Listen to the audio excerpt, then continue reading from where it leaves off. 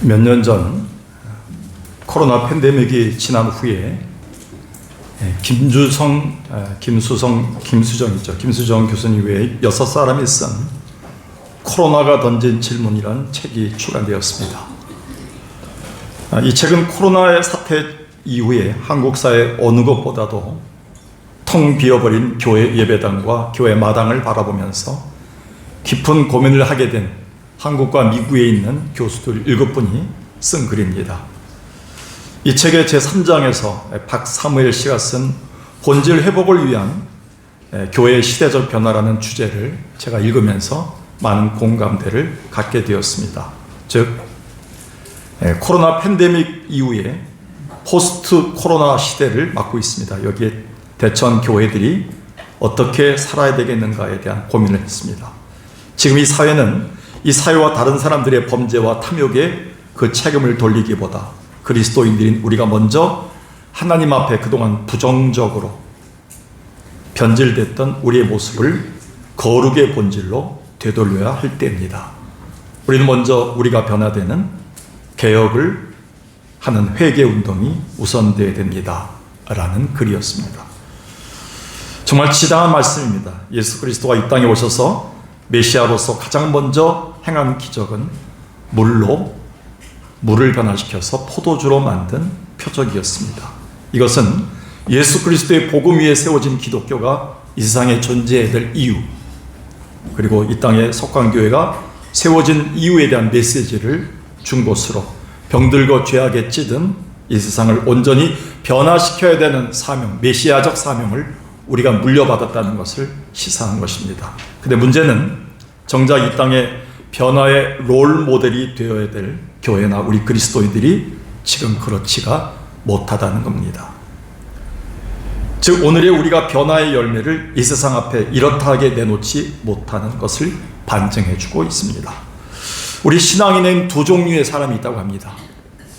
어떤 종류의 사람인지 여러분들은 한번 생각해 보십시오. 한 부류는 예수를 믿고 변화된 부류인데 자기 중심의 삶에서 벗어나 주님의 십자가 사랑을 품고 다른 사람들을 위해 섬기며 살아가는 자들입니다.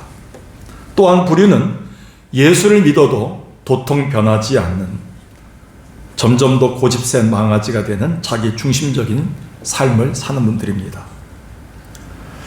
여러분은 어떤 부류에 속한지를 고민해야 됩니다. 주님이 석관교회에 주신 열매 맺는 신앙의 네 번째 그 열매는 바로 변화되어지는 나이기 때문입니다. 결국 우리가 주님 앞에서 변화되지 않으면 변질돼서 썩을 것이고, 주님 앞에 변하고 개혁된다면 우리는 주의 영광이 되는 존재가 될 것입니다.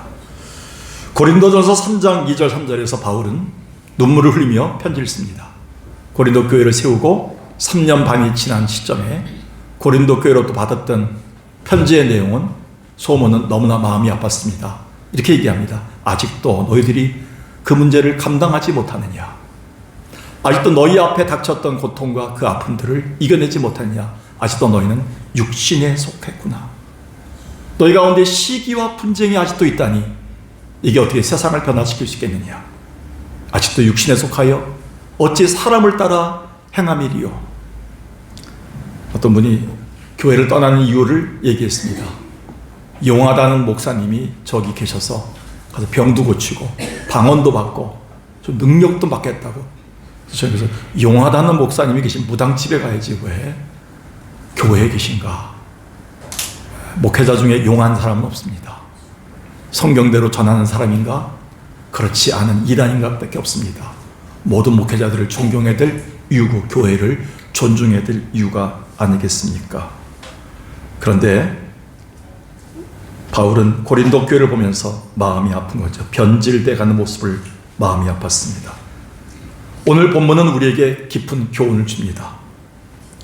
본문에는 죄 많던 여인이 예수님의 은혜를 받고 구원을 받아서 새 사람 돼 살았는데, 마침 그곳에 바리새인의 집에 예수님이 초대됐다는 말을 듣고 한 걸음에 달려가서 예수님을 향해서 보였던, 다른 사람의 눈치도 보지 않고 예수님에게 행했던 사건을, 성경은 아름다운 사건을 기록해 주고 있습니다. 이 여자의 사랑은 최상의 것을 드린 것으로 나타나고 있습니다. 당시에 죄 많던 여인, 죄인이라고 성경에 나온 것은 80~90% 이상이 그 당시에는 몸을 팔던 창녀들을 얘기합니다. 아마 이 여인도 몸을 팔던 창녀에서 구원을 받고 새로운 인생을 살았던 여인이었던 것 같습니다. 이것은 우리에게 분명 변화된 우리가 어떻게 살아야 되겠는가, 그리고 어떤 열매를 주님께 드려야 되는가, 기독교에 있어서 변화의 삶이란 과연 무엇을 말하는가를 잘 가르쳐 줍니다.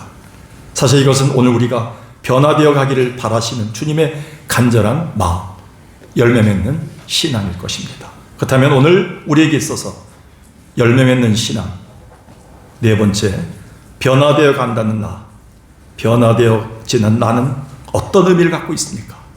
뭐가 변화되고 있습니까? 목사님이, 집사님이, 권사님이 수십 년 동안 교회를 다니면서 뭐가 변화됩니까? 할 때 세 가지를 반드시 기억하십시다. 첫 번째 한번 읽어볼까요? 은혜의 눈물로 사는 모습입니다. 저는 이제 본의 아니게 우리 아내가 또 여러 가지 어려움들 겪으면서, 또 성도들의 아픔들을 보면서, 또 여러 사람들이 사고를 당하고 또 병원에 실려가고 또 많은 분들이 고통 중에서 지금 투병하고 있는 모습을 보면서 눈물이 많아졌어요. 며칠 전에도 어느 권사님과 함께 어떤 분들의 아픔을 얘기하면서 참으로 조금만 얘기해도 눈물이 나더라고요. 다행인 것은 안구 건조증 환자에게 갔을 때 인공 눈물을 줘서 넣어서 눈물을 흘렸던 시대는 제가 지나고 지금은 나이가 들면서 좀 눈물이 만장하는데, 이 눈물이 과연 어떤 눈물인가를 고민하게 됩니다. 근데 바울은 디모데를 보면서 이렇게 편지를 썼어요. 내 눈물을 생각하여 보기를 원한다. 내일 당장 죽을지 모르는 순교를 앞둔 바울은 착잡한 마음으로 편지를 쓰면서 영적 아들인, 결혼하지 않았던 바울은 나이가 들어가면 죽을 날을 가까우면서 그렇게 보고 싶어하는 영적 아들 디모데를 향해서 내 눈물을 보기를 원한다. 평상시 디모데는 하나님의 은혜, 바울을 통해 받았던 은혜에 눈물을 흘렸던 사람이고요, 또 그는 목회하면서 많은 눈물을 보였던 사람으로 바울은 기억하고 있습니다. 주님이 여러분을 볼 때 수십 년 흘러가면서 가장 먼저 뭐를 기뻐하실까요? 주님은 은혜의 눈물을 기뻐하실 겁니다. 거기는 거짓이 없는 믿음이 있기 때문에, 외할머니와 어머니가 물려준 그 진실한 믿음이 있기 때문에 사람들의 아픔에 간구하지 않고 하면서 눈물 흘리는 그 심정이 디모데에게 있었던 것이죠. 은혜의 눈물이자 배려의 눈물이자 사랑의 눈물이었던 것 같습니다. 본문에 보면 구원의 은혜를 입은 이 여인은 눈물로 그 삶을 적셨습니다. 왜 제가 적셨다는 말을 쓸까요? 38절 44절 보겠습니다. 예수의 뒤로 그 발 곁에 서서 울며 눈물로 그 발을 적셨습니다. 눈물이 몇 방울 나오다가 말라진 것이 아니라 눈물이 얼마나 많이 흘렀던지 예수님의 더러운 발까지 흘려서 그 예수님의 발을 씻기는 정도가 된 겁니다.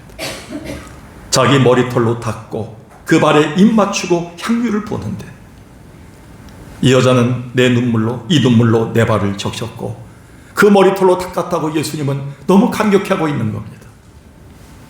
죄로부터 용서받은 이 여인이 얼마나 큰 은혜를 받았나요? 주님이 주님을 보는 순간 흐르는 눈물을 주체할 수가 없었어요. 눈물의 양은 은혜 받은 것만큼 넘쳐 흐른 겁니다. 이렇게 받은 은혜, 곧 주님이 주신 사랑과 보답과 감사는 우리가 변화되었다는 것에 대한 첫 열매인데, 이 여인이 받은 은혜가 큰 만큼, 죄 사함을 받은 것이 큰 만큼, 사랑받은 것이 큰 만큼 눈물의 양이 넘친 것이죠. 47절 보겠습니다. 그의 많은 죄가 사여졌도다.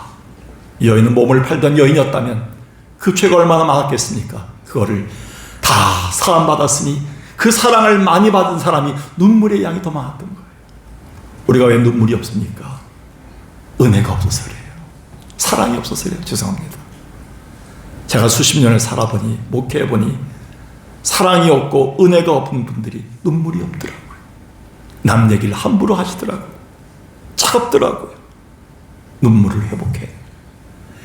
하나님이 이 자리에 앉게 한 것마도 감사. 전 개인적인 얘기지만 아침에 윤청 권사님이 늘 8시면 오셔서 기도하시면서 주의 종을 위해서 설교 기도하고 물 갖다 놓으시고 했는데 안 오시니까 불안한 거야. 외양을 쳤나? 또 쓰러졌나? 어디 갔다? 못 오셨나? 일부 예배 끝날 때까지 전화하려고 했는데 끝나자마자 가장 먼저 오신 거예요. 그때 오 할렐루야 안아드렸어요. 권사님 무슨 누구 만나다 왔는지 모르지만 앞으로 놀래키지 않게 하겠습니다. 우리에게 제1호로 오시는 권사님, 눈물이 많으세요. 늘 받은 말씀이지만 매주마다 오늘 눈물 흘리고 은혜 받았다고 말씀하시는데 그게 마음이 기쁘더라고요. 그래서 권사님이 매주마다 정리해 주셨던 설교 요약집을 제가 여기다 갖다 놓고 저도 다시 보고 있어요. 여러분, 눈물이 많은 것은요, 은혜가 많은 거예요. 받은 사랑이 많은 거예요. 이 여인은 자기의 과거를 청산하게 하셨던 예수님을 보면서 눈물을 흘리는 거예요. 데이비드 올리버 헬렌이 썼던 두 번째 태양이라는 책이 있습니다. 이 책은 세상을 바꾼 두 의사에 대한 감동적 이야기인데, 그 중에 네팔 출신의 안과 의사 산두크 루이트 박사는 2006년 말에 북한으로 들어갔어요. 북한에 가서 백내장 환자 1000명에게 개안 수술해서 빛을 보게 합니다. 굉장히 큰일이었죠. 네팔 의사인데. 근데 놀라운 거는요, 그 수술로 빛을 본 대다수의 북한 주민들이 눈에 감긴 안개를 푸는 순간에, 안대를 푸는 순간에 가장 먼저 자기에게 달려와 감사를 표하는 게 아니라 곧장 김정일 사진 앞으로 달려가서 절을 하면서 눈물을 흘리더라는 거예요. 근데 그 옆에는 공안원들과 그 옆에는 뭐냐면 총을 든 안에 순교사들이 서 있었다는 거예요. 저들이 어떻게 표현하는가? 노동교화소에 끌려가지 않으려고, 때로는 쇠뇌 교육 받은 것에 대한 서글픈 모습이 나타나는 것이 너무나 마음이 아팠다고 이 책을 쓰고 있습니다. 그렇다면 여러분은 매주마다 누구에게 달려오시나요? 사고에서 살아났을 때, 여러분 병원에서 실려 들어갔다 다시 나왔을 때 누구에게 달려가시나요? 오늘 아침 제가 일부 예배 때 기도해 주는 사람이 많았습니다. 그 중에 한 분이 김창래 권사님이었어요. 지난주 월요일날 마트에 가셨다가 갑자기 넘어졌는데, 뒤로 넘어졌으면 돌아가셨답니다. 옆으로 넘어지면서 순간적으로 떨어졌는데 정신을 잃은 거예요. 119에 실려가서 경희대병원에서 온갖 검사를 다 하시다 나오셨는데 머리 통증이 계속 있는 겁니다.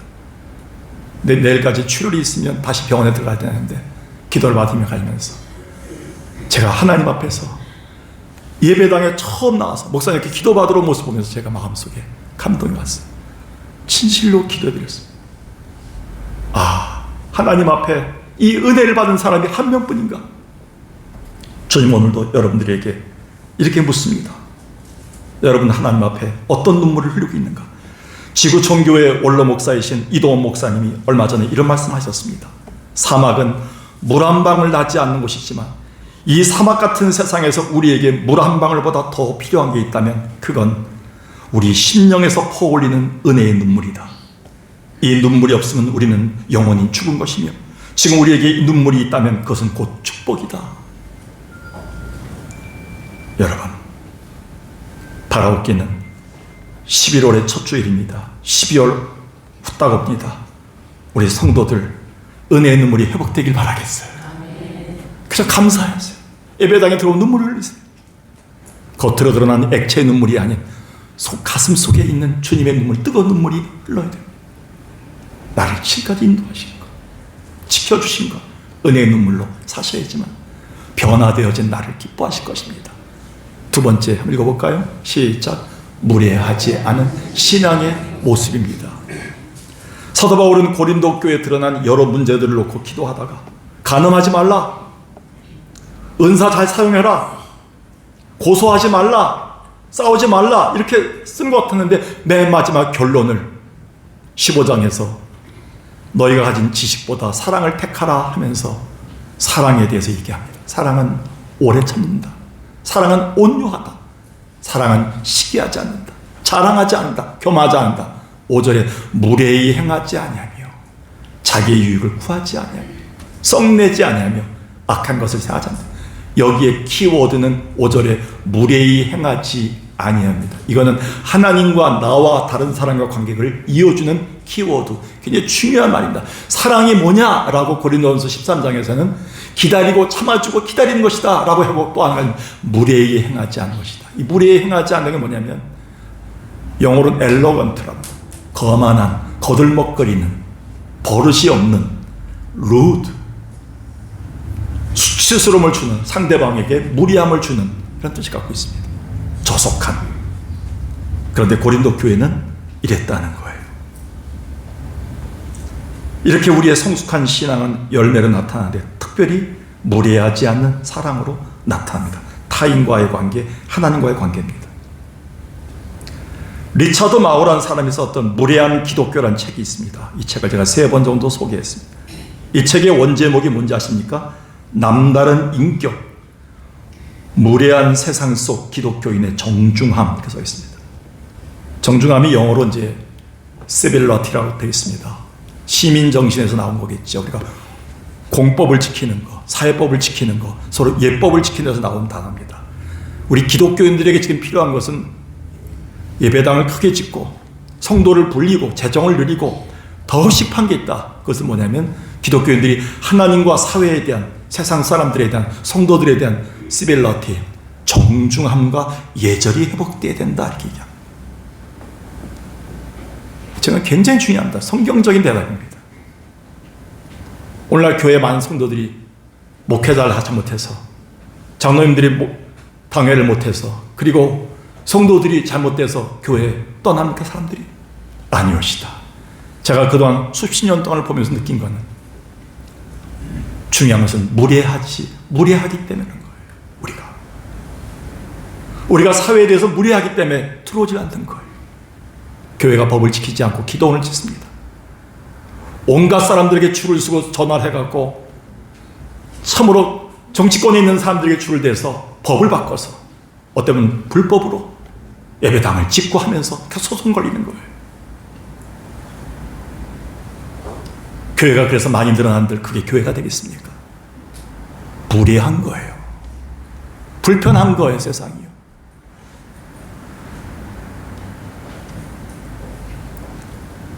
본문을 보니까 예수님은 바리새인의 집에 들어오실 때 누가는 바리새인과 이 여인의 행동 거지를 비교하고 있습니다. 성경 보겠습니다. 44절 보니까 그 여자를 돌아보시며 시몬에게 이르시되, 시몬이 뭐냐면 예수님을 초대했던 바리새인입니다.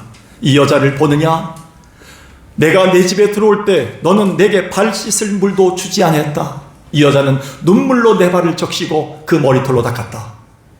너는 내게 입맞추지 않았을 때 그는 내게 들어와 때부터 내 발에 입맞추기를 그치지 아니하고 있다. 너는 내 머리에 감람유도 붓지 않았을 때 그는 향유를 내 발에 부었느니라.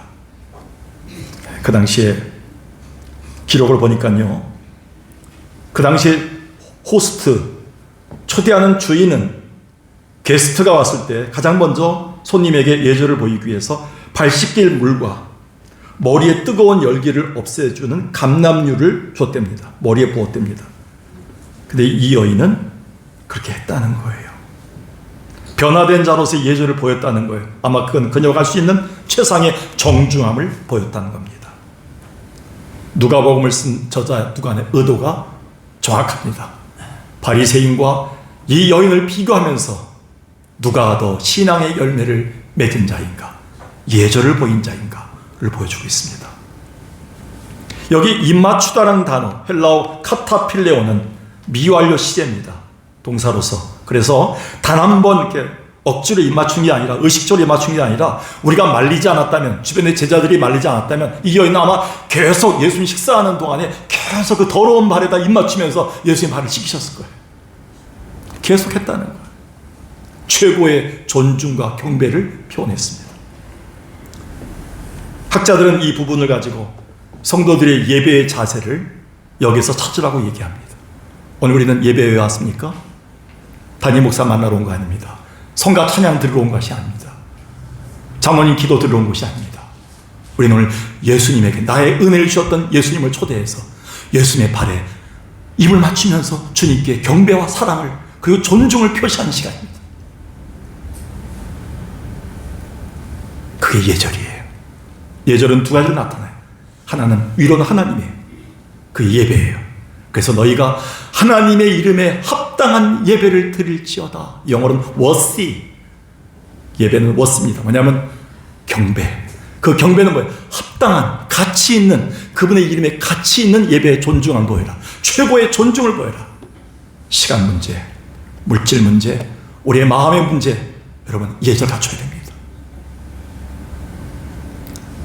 하나님은 그 예절을 받기를 원하십니다. 어제도 교육자들을 보니까 이리 뛰고 저리 뛰고 아침부터 뛰었지만 감나무도 잘라서 한 80개 정도 감을 따고 떨어지는 것, 당장 급한 것들, 그 다음에 교회도 청소하고 집어넣고 또 쓰레기 치우고 하면서 그렇게 하루가 가더라고요. 저는 설교 준비 2개 하고 또 여러 가지 준비하다 보니까 가더라고요. 그래도 아침에 보니까 또 부족한 게 또 많이 나타납니다. 이렇게 우리가 하나님 앞에 최선을 다하는 모습들을 보면서 제가 마음이 참 짠했습니다. 하나님 아시겠죠? 하나님은 우리의 최선을 알아주십니다. 예배당에 오기 위해서 여러분들 얼마나 힘드셨습니까? 제가 경전철 한번 타봤습니다. 의정부에서. 가다 눈이 오면 선대요. 최양희 권사님 그때 눈 오다 섣달해서 보니까 비가 많이 오면 선대요. 최혁자 권사님 가정, 지금 나중에 알아서 마음이 아팠지만 트럭에 받쳐서 차가 거의 힘든 가운데서 나중에 또 아파시니까 검사 받으러 갔는데 그때 마음이 조마조마하더라고요. 일주일 동안 어떤 결과가 나올까. 더 두고 봐야 되겠지만 굉장히 많이 마음속에 성도들이 그 모든 과정을 코스트를 내려가면서 예배당에 찾아오는 거예요. 이 모습들이 얼마나 마음이 하나님 기뻐하실까. 하나님 앞에 최상의 예절은 하나님이 기뻐하는 열매가 될 줄로 믿습니다. 그리고 사람에 대한 예절도 있어요. 우리가 시편 2편 한번 보겠습니다. 여기는 여호와 하나님 앞에 경외함으로 섬기고 떨며 즐거워할지어다. 그 아들에게 입맞추라. 예수 그리스도에게 입맞추는 거죠. 예배 시간은 하나님의 경배는 예수님을 만나고 그분에게 예를 표현하는 겁니다. 그리고요, 히브리서 10장에 하니까요, 지난주에 읽었지만 같이 있는 성도의 공동체에게, 교회에게 예를 갖추는 거예요. 변화된 나는 하나님과 사람들 앞에서 예절이 있어야 돼요. 뭐예요? 서로 돌아봐. 여러분 돌아보세요. 한번 옆에 사람 돌아보신 적 있어요? 오셔서? 얼마나 아프셨어요? 얼마나 힘드셨어요? 한번 얘기해 보세요. 한번 돌아보셔야 됩니다. 한번 돌아보세요. 그게 예절이에요. 어떠세요? 파마 어서 하셨어요? 그리고 안경 좋네요. 그동안 얼마나 몸이 아프셨어요? 돌아보는 거예요. 그리고 서로 뭐예요? 사랑과 선행을 격려하는 거예요. 얼마나 힘드셨어요? 얼마나 고통스러우셨어요? 오늘 우리 이제 유정원 형제, 유정원 성도가 손혜수 집사와 함께 이제 애들 4명을 데리고 나온 시간에 4개월 걸렸어요. 막내 아들 이제 좀 있다가 데리고 나와서 기도받으라고 제가 그랬는데, 저기서 예배 보다가 좀 잠깐 내려간 것 같아요. 근데 그 파주에서 여기 오는 과정이 너무 힘들었다는 거예요. 4명 애들. 첫째, 둘째 하다가 또 셋째가 또 오줌 누는 거예요. 셋째 또 첫째가 또 우는 거예요. 여러분 해보셨잖아요. 저희 어머니는 9남매를 해보셨어요.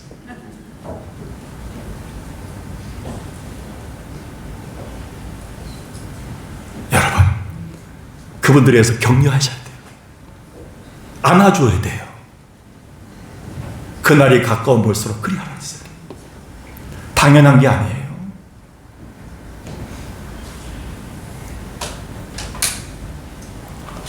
우리가 무리하지 않는 신앙으로 변화된 나를 드리기를 주의 이름으로 축원합니다. 마지막 3번째를 한번 읽어볼까요? 시작. 최고의 것을 주님께 드리는 삶이에요. 일찍이 주님은 한 여인이 보인 최고 헌신을 제자들 앞에서 이렇게 칭찬하셨습니다. 잘 아시죠? 마가복음 12장에 한 홀로 사는 여인이 2렙돈에 동전 몇 립을 드렸는데 주님이 기뻐하신 거예요. 어떻게 헌금을 드리는가 봐라. 여러 부자는 많이 넣었는데 이 가난한 과부는 와서 2렙돈 동전 2개를 집어넣었다는 거예요. 그게 450원 내지 1200원 사이더라고요. 우리나라 돈으로. 근데 예수께서 앞에 돈 많이 들였던 부자에게는 칭찬하지 아니하시고 이 여인을 칭찬하신 이유가 나오는 거예요. 이 여자는 많은 것 중에, 풍부한 것 중에 드린 게 아니라 없는 것 중에 자신을 다 드렸다. 다음 절 보세요. 예수께서 그러시되 이 가난한 과부는 헌금함에 넣는 모든 사람보다 많이 넣었도다. 그 이유가 44절에 나와요. 그들은 풍족한 중에 넣었거니와 이 과부는 가난한 중에서 자기의 모든 소유 생활비 전부를 넣었느니라. 여기 가난한에 해당하는 가난한이란 말이 푸토코스입니다. 헬라어로 쭈그리고 움츠려 있는 사람이란 뜻이에요. 유대인의 팔레스타인의 거리에 보면 성전 앞에 보면 쭈그려 있는 사람들이 있어요. 하루하루 살아가는 사람들, 그 여인이었다는 거예요. 극빈자를 얘기합니다. 영어로는 극빈자 여인이 드렸던 동전 두 입을 주님은 기뻐하셨어요. 왜 그럴까요? 자기 자신을, 삶의 전부를, 나를 깨트려 드렸기 때문에 그래요. 그게 오늘 성경에 나오는 죄 많은 여인이었어요. 미가서는 그냥 넘어가겠습니다. 7장 38절 보세요. 예수의 뒤로 그 발 곁에 서서 울며 눈물로 적시며 자기 머리털로 닦고 그 발에 입 맞추고 뭘 보았다고요? 향유를 보았다. 향유 보여주세요 한번. 2000년 전 로마 시대의 향유가 발견됐는데 깨트리지 않는 향유가 발견됐어요. 저걸 사용하려면 위를 깨트려야 돼요. 한 번 뱉기. 남편이나 아내가 죽었을 때 또는 자기 가족의 큰 혼사를 치룰 때 온몸 전체를 다 발라하고 향기를 발해야 될 때 그때 깨트렸답니다. 일생에 한 번. 근데 그거를 예수님 앞에 드린 거예요. 이게 1년치의 연봉이에요. 이 돈을 다 모은 거예요. 그걸 주님 앞에 드린 거예요. 매주일마다 예배는 주님은 액수를 보지 않습니다. 내 전부를 드려야 돼요. 내 마음. 주님 오늘 결혼식 가려야 되는데 잠깐 왔다 갑니다. 그것도 잠깐 왔다 갑니다. 설교만 듣고 가겠습니다. 라는 예배가 아니라 오늘 하나님 여기에 인생을 바치겠습니다. 우리 가족들의 생사화복을 바치고 하겠습니다. 주님 책임져 주옵소서 라고 드려야 돼요. 자그마한 물질도 그렇게 드리는 거예요. 우리가.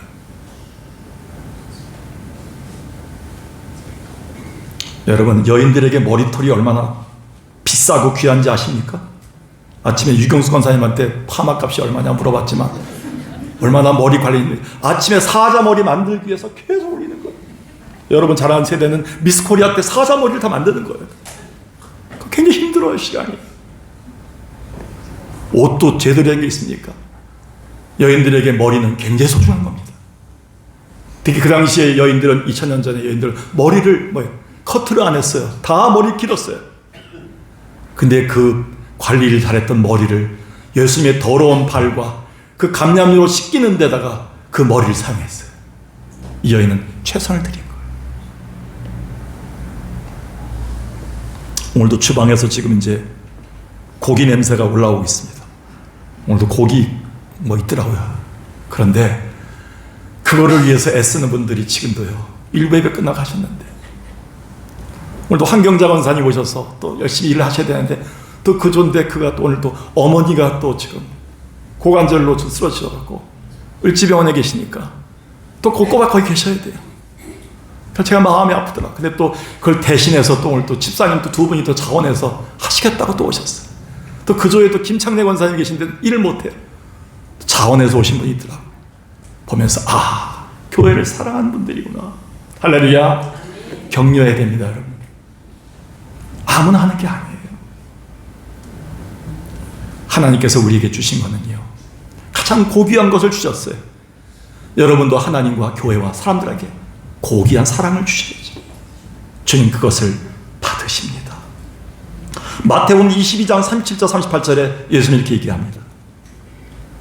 내 마음을 다하고 목숨을 다하고 뜻을 다하여 주 너의 하나님을 사랑할 수 있느냐?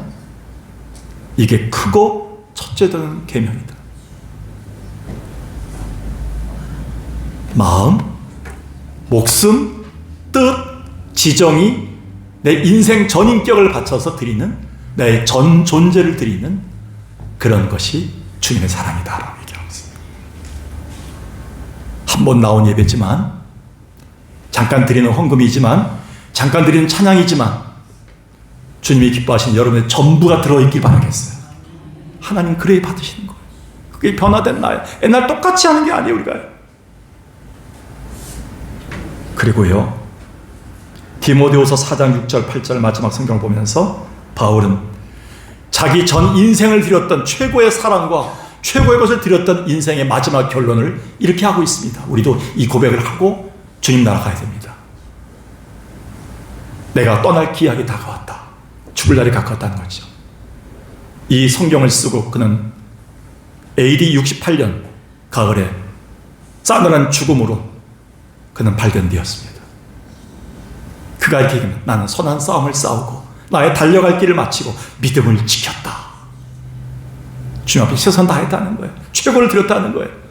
이제 후로는 주님이 알아서 책임져 주실 것이다. 할렐루야. 주님이 알아서 금멸관 주시고 그 주님이 알아서 내 가족 챙겨 주실 것이다. 우리 가정 교회 지켜줄 것이다. 이렇게 하나님께 고백한 거예요. 오늘 주님 원하시는 것은 최선이에요. 최고예요. 최상품이에요. 오늘 하나님 앞에 여러분의 삶을 최고 것을 드림으로 변화된 내가 되기를 주님이 기뻐하신 열매 되길 주 이름으로 축원합니다. 할렐루야. 네, 우리 한번 찬양하겠습니다. 이 시간에 찬양할 때 오늘 내게 주신 말씀을 기억하면서 주님이 기뻐하시는 신앙의 열매 네 번째, 변화되어진 나, 눈물로 은혜의 눈물이 있게 하소서, 무례하지 않은 신앙의 모습이 있게 하소서, 최고의 것을 주님께 드릴 수 있는 자가 되게 하옵소서 라는 간절한 마음으로 복음성가 찬양하겠습니다.